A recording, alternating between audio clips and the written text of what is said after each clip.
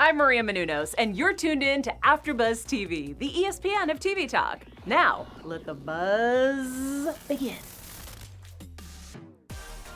I love this movie so much. Hey guys, welcome back to the Film Reunion Part 2 After Show. We're talking Part 2 of Season 1, and we have a very special guest in the building. To my left, I have Mr. Cameron J. Wright. You might recognize him as Mose. And to his left, the amazing and talented Regina Coles. She is friends with the creator and writers of Family Reunion, and overall, you also attended the taping of today's episode we're talking about. I sure did. My homegirl was in it. Can you? Can you more? And I am your host, Shay Jones. I am so happy to be back with you guys for Part 2 of Season 1. Now, we're just going to jump right into this. There's so many moving parts in this episode because we have Maybelle bringing over her new boyfriend to meet the family named Tony. Jade wants to go out with Royale, but, you know, rules are rules. He has to meet the family first. So it's... And then, you know, cousin Kenya's over, and they were just like, your cousin is Kenya Moore. Did you know that? They're like, yeah, we knew this. How did you not know this? She wasn't at the family reunion, apparently. Yeah. So, I mean, there's that. And I think that was an awesome addition to the cast. And how did you feel having her on the set? Oh, it was really great. It was really great to have her. Yes, it was awesome. And you're Mr. MaDear trying to play bad cop Mm. in a very not good way. Yeah, MaDear definitely had him doing her dirty work. Oh, She yeah, had me doing all the work checking. You got the wrong person. Yeah. you got a white man. white man.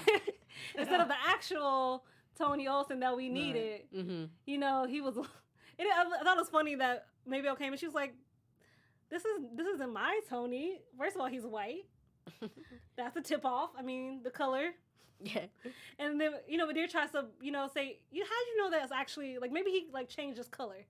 And then she had a fair point. Like, who changes to be black? I mean, I've never known somebody do that. How about you? No. So the closest they get is probably trying to get a tan. That's about it, you know. Yeah. Or, you know, Donald Orange. You never know. That's my only shade of the day that I will throw today. I would just, you know, I had to. I mean, come on. So, you know, Maybelle is dating Tony, and there's a 35-year-old age gap. Personally, I didn't see anything wrong with it. I was just like, okay, mama, you get you a younger man. I'm appreciating this. Because we always get on men for going out with younger women. So why is it so bad if she's dating a younger man? And Ms. Regina, your face tells me you have something to say.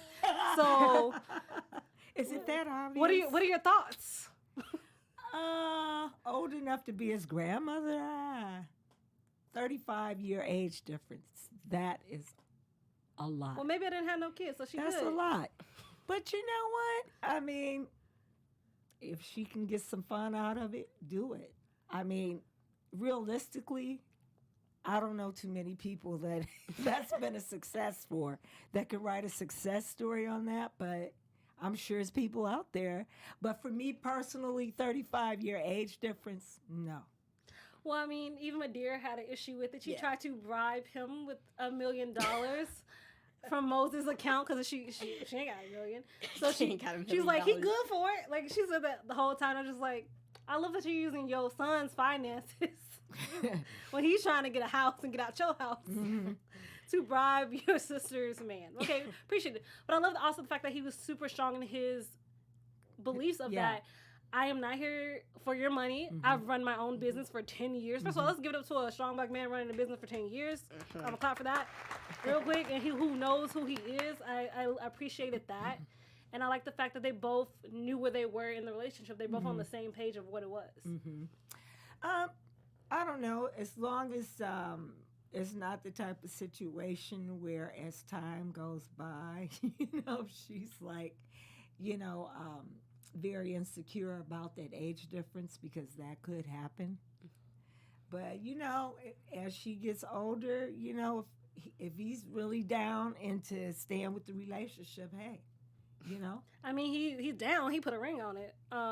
He got seized by Coco. Well, ring. we gotta see how far And it he goes with the ring. I mean, he proposed in front of the whole family. I'm pretty sure that means he's serious about his feelings for Maybelle, even though MaDear gives it 2 months. So we'll see who's right, I guess. We'll see season 2 if there's a wedding in the future or if we'll ever see him again. Have fun. Just like, I'm not saying nothing else. Just have fun. Sure, have fun. You know? I mean, true. Yeah. And then so Ami and Grandpa are having Ami and Grandpa Day, which I love the different outfits.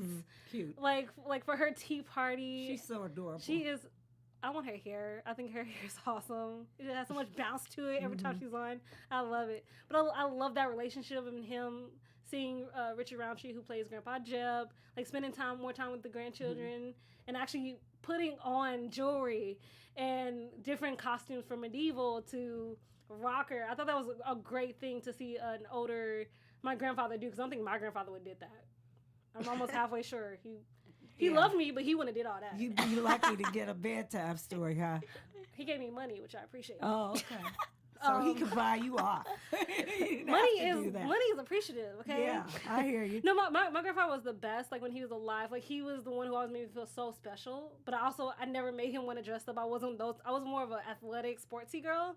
So I'm ready to play some sports. Like that's who I was. But I love seeing this relationship between Ami and Grandpa Jeb, and Coco trying to get her jewelry game strong out, and it's just like, because she didn't want to ask, which I appreciate. But it's also like, you're going to let opportunity pass. So I love the fact that he also just, you know what, Kenya, before you leave, you should take a look at Coco's stuff and see what she has. And, put it all up on your Instagram. But you know what? In talking about appreciation, we do want to thank everybody out there for supporting AfterBuzz TV, guys. We couldn't do it without you. Please continue to go on iTunes and give us a 5-star rating. And then YouTube, you can go on YouTube, and all your fans can give us the thumbs up. Oh, definitely. Leave a comment. Leave a comment. We love your comments. So keep it coming, guys. As you can see, we keep bringing you great content, great interviews. And speaking of... Thank you, Ryan. And speaking of content, Royale brought a lot of content to the family dinner. So last episode, I liked Royale. I liked that he was a visionary. He really helped Jade confidence grow. I thought that was awesome because he believed in her. This one, however, I'm great for anybody who has strong beliefs, but when you're also meeting your maybe girlfriend, not girlfriend's family, this is not the time to go on a crusade about the Range Rover and how it's destroying the planet and how your job that you made millions to provide for your family makes you a slave. That was just across the line for me, because one, I also didn't understand what that supposed to mean at all. I didn't understand the reference. Maybe if you understood it, you can tell me and teach me something. Well, I'm just wondering where he got all his stuff from, being as young as he is. Would you care to expand on that? I'm not sure where his mindset was at. He went from 0 to 100 real quick. Real quick. And then him and Jade's global warming song. Okay, and that was a mix of metal and some maybe techno, like just two different genres that shouldn't mix ever in life, but they put it together and put it in a song. Yeah. And Mose was like, all right, let's wrap it up. Let's do something else. Like, I don't know what we're gonna do, but I've had all the global warming talk I could, I could handle. However, I do believe he crossed the line saying that basically Mose was a slave to his career. It takes a lot of time and preservation and determination to be an athlete, period. From broken bones to getting no's or not getting picked for the varsity team. That's a lot of work it entails to be and reach the pro level. So you could basically tell me that my life's work was a little meaningless? Well, I mean, he pretty much was trying to say that the NFL players were like, the plantation owners, and that he being an former NFL player was part of that whole plantation ideology or whatever. But his character kind of went from, like you said, It went from 0 to 100. Yeah, he went. I mean, I liked him out the gate when he came on and was like talking to Jade in the previous episode about finding her voice and everything and being true to who she is and not worrying about what other people say to her. And then all of a sudden, you're being disrespectful going to her parents' house and talking about trying to pass out your ideology on grown-ups, people who have had so much more experience than you, and these are her parents. You meet them for the first time, you don't really know them. True, and then also saying that Coco's jewelry also helped slavery, and I'm sure, you know, the people who are mining for the gold believed in freedom at that time too. Which, while I get what you're saying, what does it got to do with you coming to my family? Like that's like maybe a fourth or fifth date type of situation where you like. I think I got to know you, so maybe I can now have a conversation like this. But I agree with you; they're grown.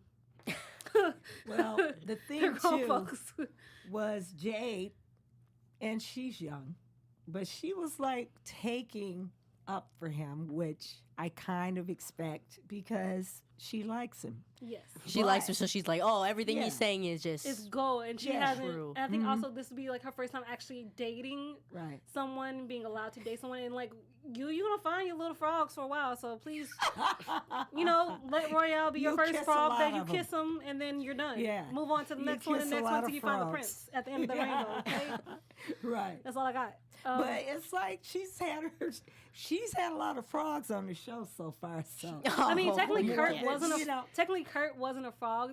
They just friend zoned him to preserve the friendship. I would love to see that Cameron come back and see like how like him just and what Royale, happened. Yeah, I think that'd be awesome. Just to see like what would happen if somebody else is introduced, and for her to actually see, not that he's wrong, but that his ideology isn't, what's a good word, feasible to today's climate. And so what do you do when you get a script and you read these different scenarios that kind of shock you, like you said he's going from whenever we get a new script, it's just really exciting, just like a rush, like, oh, we get to see what's gonna happen next. And usually I spend like the whole time just dying laughing. It's just usually so I'm just on the floor just laughing at it. And it's really cool just getting to see like what the writers came up with next. So it's really cool. And then when I just see like this different stuff, I'm like, wow. Okay. It's awesome. And you guys got picked up for season 2, which means you will be filming soon, if I'm correct. At the beginning of February, we start filming. That's great. So, guys, if you live in LA, you can go to OnCameraAudiences.com and grab go you to some a free taping. tickets. They're free. Yes. You don't pay anything. You get free food, a great show, a lot of laughs with some iconic people. Come on. It's really fun. The live taping days are amazing, and just our audience just makes it just so much better. So it's also always great just to have an audience there. It's awesome. Yeah. How is that, though, for you, working in front of a live audience? Because you've been on the stage theatrically in a musical, but it's different with television. Live audience days are my favorite days on set. They're just, because the audience, the energy, it just affects all of us. So we do tapings one day without an audience, and then the next day we do an audience show. So when we have the audience show, we play back some other scenes that we taped the day before. But I feel like with the audience shows, our energy is just so much more, it's so much better. And it is different from theater, because from theater, it's just all live. Yeah. And it's all just mess up, you mess up. Yeah. But with the show, if you mess up, you can always retake it again. So it's great. So it's not like so much pressure. You just get to enjoy yourself. So it's really fun. How does it feel for you being a part of this show, which I would say is like this generation's Cosby Show, Fresh Prince of Bel-Air, Moesha, like some of the most iconic Black televisions in all of TV, just in general. How does it feel like for you being a part of this show and just celebrating cultural, I know I'm looking for a word. Icons or... I was going to say being now a part of a long list of shows that came before you, but now for this generation, they're going to talk about you when you get older. It's like, oh my gosh, I used to watch you. I used to say Mozzie's lines. I used to have my own poster of Mozzie and the Miracles. type situation? He's like, not so fast. not so fast. Like, don't age me yet. But Yeah, right. Well, the first few episodes, like taping them, it was still like surreal. Just like getting to be in this environment, just with these a bunch of talented actors and actresses, just getting to like learn from the greats and just getting to be on camera in front of an audience, and it was surreal. And then just as the episodes went on, I just felt myself just getting stronger and being like, I'm in Family Reunion. I'm on Netflix, and it's really great. And I feel like as the episodes, just as we filmed more and more, I started to get like really, really comfortable, and just the bonds with the cast members. It's like a regular family. It's just. Yeah. It's a family. It's a real family, and it just makes it that much more amazing. Just getting these amazing cast members. who would you like to guest star for season 2 if you like got to pick somebody? If I had to pick someone to guest star, that's.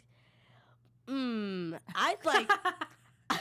I think it would be amazing if Jamie Foxx was a guest star. That would be because he's one of my favorite actors, and that would just be amazing. And also like how we had Charlie Wilson in that episode. That was just that was one of my favorite episodes because I got to work with Charlie Wilson, who is just amazing. Like Uncle Charlie is just awesome. And also Bruno Mars. I would like Bruno Mars to guest star because he's my favorite. He's one of my favorite artists. Okay. So that would be awesome. So who do you watch a lot of TV? Not a whole bunch, but I do watch some TV. You have some favorite shows? Family Reunion. I'm gonna have to say that. Right I do like The Masked Singer a lot. That is one of my obsessed. favorites. Okay. It's so great. I would And- love to do the Masked Singer Junior. Like, just that'd so be you so could cool. do it. That would be so cool. Masked Singer people, Put it if in you're the watching that Masked Singer universe. Junior, I'm here. I copyrighted it, so Alright. please contact me for Yeah. prices. Yes. And so- also, I'm a big fan of Survivor. So I love Survivor. really? Yeah. Yes, I love Oh. Survivor. It's awesome. What do you like most about it? I like all like just the strategy, the mindset behind it. It's just amazing. I really love Survivor. Oh, okay. So you're one of those guys. You come with the mental. I already said when I'm 18, I'm hopefully gonna apply for Survivor. So if y'all see me on Survivor in about 5 years, Maybe you know what's up. You create your own Survivor. I got a feeling. Okay, so our last question before we get out of here. What was the best advice that someone gave you on set? Oh, the best advice. It was always just coming from Meg Deloach, who's our showrunner, and also some other advice that Kelly Park. She was our dialogue coach, I love Kelly. and she actually directed. She directed some episodes, and she's just amazing. I love Kelly, and she was just always just there, just to say like, don't think about it like too much. Just let it be natural. Just let like. Just become one with the show. Just become one with the family. And she was just always just giving us kids just some amazing advice. So, yeah, it was that's awesome. Awesome. Yeah, that's great. Cameron, thank you advice. so much for joining Thank you us so much for here. having me. It was amazing. Do you want to tell people they can find you on all social media platforms? You guys can find me on Instagram at the Cameron J. Wright. And just follow me so that you can just stay updated on all of our stuff. Stay updated on when we go back to set. Stay updated for new releases. So, yeah. Awesome. Miss Regina, All where can all right. people find you? You're hard at to follow. I am at Instagram, Regina Coles, and also on Twitter. You guys can find me at Instagram and Twitter at Real Shade Jones and Disney News Weekly every Tuesday, Wednesday, uploading on Popcorn Talk. See you guys later. Bye. Bye, guys. Our founder, Keven Undergaro, and me, Maria Menounos, would like to thank you for tuning in to AfterBuzz TV. Remember, we're not just the first, we're the biggest in the world, and we're the only destination for all your favorite TV shows. Whatever you crave, we've got it. So go to AfterBuzzTV.com and check out our lineup. Buzz you later. The views expressed herein are those of the hosts only and do not necessarily reflect the views of AfterBuzz TV or its owners or principals.